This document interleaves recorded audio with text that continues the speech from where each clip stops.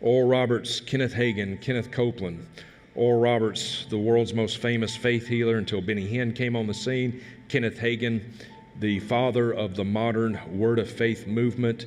And Kenneth Copeland got his beginning from listening to Oral Roberts and being a pilot for Kenneth Hagin and Oral Roberts. And Kenneth Copeland today, he's kind of like the grand poobah of the Word Faith movement, the health and wealth prosperity gospel. Kenneth Copeland, and I do not say this with any hyperbole at all, I genuinely believe that Kenneth Copeland is demon-possessed. I genuinely believe that. I don't think they all are. I think they're all false teachers. But I don't think they're all demon-possessed. Kenneth Copeland, I do. Because Kenneth Copeland has uttered some of the most blood-curdling blasphemies and heresies ever to cross the lips of someone who even tangentially claims to be a Christian. And he claims for those heresies, the source of those heresies, God himself. And honestly, there's just something about the man's eyes. If you've ever watched Kenneth Copeland, you know what I'm talking about. There's just something about the guy's eyes.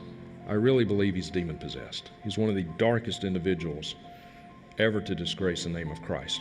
Now, I want to show you this video clip. This is from Kenneth Copeland and Oral Roberts. This is from back in the 1980s, late 1980s. But they are at the Southwest Believers Convention. I call it the Southwest Unbelievers Convention because this is their annual shindig, their big conference that they do in July or August every year in Fort Worth, Texas. And what you're about to witness is kind of like it was the passing of the baton from Oral Roberts to Kenneth Copeland. I want you to watch this.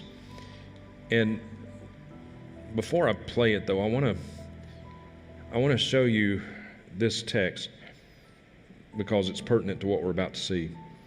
In Acts chapter 3, Peter and John went up together into the temple at the hour of prayer, being the 9th hour. And a certain man, lame from his mother's womb, was carried, whom they laid daily at the gate of the temple, which is called Beautiful, to ask alms of them that entered into the temple. Now I'm reading from the King James because that's going to be important in a second. Who, seeing Peter and John about to go into the temple, asked an alms. And Peter, fastening his eyes upon him with John, said, "Look on us." Remember that phrase, "Look on us." And he gave heed unto them, expecting to receive something from them. Then Peter said, "Silver and gold have I none." Remember that phrase. "But such as I have, give I to thee. In the name of Jesus Christ of Nazareth, rise up and walk." Remember those two phrases. Look on us, silver and gold have I none. And with that in mind, I present to you Kenneth Copeland and Oral Roberts. Brother Copeland, would you come and stand in my place? Glory, would you come and stand in Evan's place? Evan, would you come stand by me?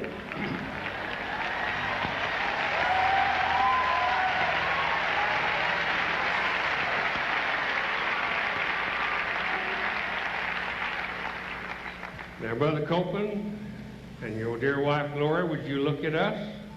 Look on us. Hey. Silver and gold have we plenty.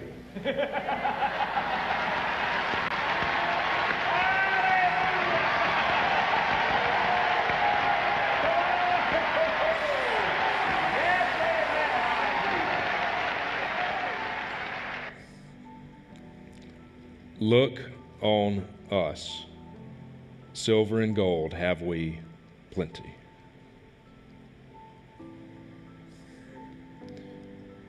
Peter writes of false teachers, in their greed, they will exploit you with false words. These are not true apostles. These are false apostles. When you look through the history of the charismatic movement, the people who they call God's generals, to a man, to a woman, they were heretics, they were prolific false prophets, con artists, most of them sexually immoral, It's not a good history. If the roots of a tree are bad, guess what else is going to be bad? The fruit. The fruit's going to be bad. And there is not one single charismatic theological distinctive that in any way forwards the gospel. Now, don't misunderstand me. Am I saying all charismatics are lost? I am not saying that. What I am saying, however, is there is not one single charismatic distinctive that in any way forwards the gospel of Jesus Christ. The charismatic movement comes out of a tree with dead roots, and it bears bad fruit. How is it? Riddle me this, Batman. How is it that this movement is the welcoming home to the world's most egregious heretics, the most prolific false prophets, the world's most obvious con artists and charlatans? How is it that this movement is the welcoming home to all of those people?